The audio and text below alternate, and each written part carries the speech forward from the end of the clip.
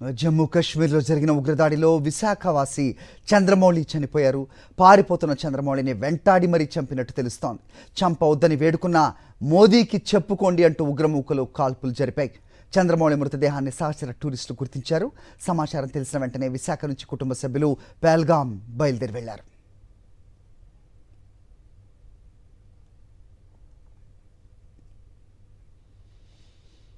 Right, ప్రస్తుతం ఘటనపై updates మా కరెస్పాండెంట్ నరేష్ విశాఖ నుంచి అందిస్తారు. నరేష్, చెప్పండి, చంద్రమౌళి కుటుంబ నేపథ్యం తెలిసిందా? వాళ్ళందరూ కూడా పహల్గాం బయలుదేరి వెళ్ళినట్టుగా అప్డేట్ అందుతోంది. ఏంటి మీ దగ్గర ఇన్పుట్స్?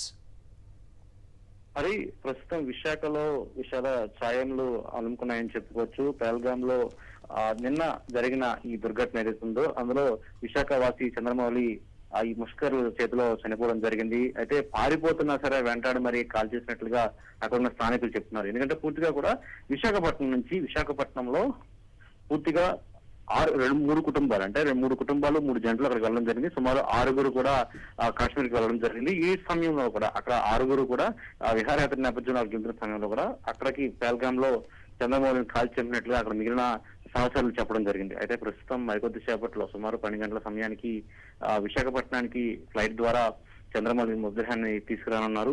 ఆయన రిటైర్డ్ బ్యాంక్ ఉద్యోగిగా గుర్తించారు ఇప్పటికే అధికారులు. అయితే పూర్తిగా ఈ ఘటన నేపథ్యంలో ఇంకా మిగిలిన ఎవరైతే విహారయాత్ర కోసం ఇక్కడ విశాఖపట్నం నుంచి వెళ్లారో వాళ్ళు ఇంకా మిస్ అయినట్లుగా గుర్తించారు. ఇంకా ఇద్దరు గుర్తింపు అవ్వాలి. వాళ్ళ ఫోన్లు కూడా లైన్స్ కలవకపోవడంతో వారు ఏమైనా ఎక్కడైనా తప్పిపోయి ఉండొచ్చా, లేకపోతే క్షతగాత్రుల లిస్ట్ లో ఉన్నారా అనుకోవడంలో కూడా ప్రస్తుతం అయితే ఇంకా అధికారులు ఆరా తీసిన పరిస్థితి కనిపిస్తుంది. ఏదేమైనా సరే ఇలాంటి ఒక దుర్ఘటన అనేది అందరినీ కలిసివేస్తున్న పరిస్థితి కనిపిస్తుంది.